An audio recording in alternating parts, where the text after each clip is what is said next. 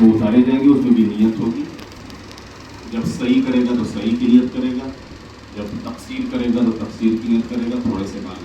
اس تقصیر کے بعد وہ جو ہم نے احرام پہنا تھا عمرہ تمتع والا، یہ اب اتر جائے گا. اور وہ جو 25 چیزیں ہمارے اوپر حرام تھیں، ان میں سے صرف وہ چیزیں حرام رہیں گی جو حرم میں حرام ہے. جیسے شکار کرنا، یا حرم کی کسی درخت کو یا اس کو اکھاڑنا، یہ چیزیں حرام ہے. خود حرم کی حدود میں، حرم کا حدود تقریباً 5 کلومیٹر تھا، اس 5 کلومیٹر کے اندر جو ہے شکار کرنا وہ جائز نہیں. یہ جو حرم کے حدود والے محرمات ہیں وہ خالی باقی رہیں گے. باقی اپنا باقی انسان سمپل لباس میں آ جاتا ہے.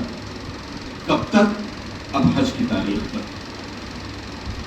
اب یہ جو حج کمیٹی سے افراد ہیں، یہ لوگ 6 یا 7 تاریخ کو روانہ ہو جاتے ہیں مینا کے لیے، اور جو ٹور وغیرہ ہوتے ہیں یہ 8ویں تاریخ کو روانہ ہوتے ہیں میدان عرفات کے لیے. کیونکہ یہ لوگ جو حج کمیٹیز ہوتی ہیں پہلے مینا جاتے ہیں. ہمارے یہاں بھی شیعہ لحاظ سے بھی خود عرفات سے پہلے مینا میں قیام مستحب ہے. ہمارے یہاں بھی سنت کہ پہلے انسان مینا جائے، واجب نہیں ہے.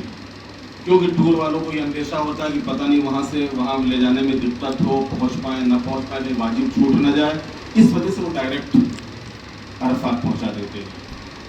ورنہ ہمارے یہاں بھی یہ ہے کہ پہلے انسان مینا جائے اور اس کے بعد پھر میدان عرفات جائے. ہاں، عرفات میں جو قیام ہے یہ شروعات یہی سے ہوتی ہے.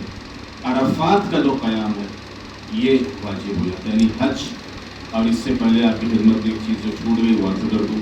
ظاہر بات عمرہ تمتع تمام ہو گیا، اب ہوگا حج تمتع. اب حج تمتع میں بھی پھر احرام باندھنا ہے. اور یہ احرام آپ حرم کے حدود میں کہیں سے بھی باندھ سکتے ہو، اپنے ہوٹل سے بھی آپ باندھ سکتے ہیں، لیکن بہتر یہ کہ حرم سے باندھیں. اس کا طریقہ یہ ہوتا ہے کہ انسان غسل کر لے ہوٹل میں، لباس پہن لے احرام والا، اور اس کے بعد حرم میں آنے کے بعد 2 رکعت نماز ادا کر کے اور نیت کر کے احرام پہن لے. احرام پہننے کے بعد پھر تلبیہ کہا جائے گا، لبیک اللہم لبیک لبیک لا شریک لک لبیک ان الحمد والنعمت لک والملک لا شریک لک لبیک. اب اس کے بعد پھر وہ 25 چیزیں پھر اس کے اوپر لاگو پڑ گئی. وہ جو حرام تھی پہلے احرام میں، وہ پھر 25 چیزیں حرام ہو گئی اس کے اوپر. اب پھر یہاں سے اس کو خیال رکھنا ہے.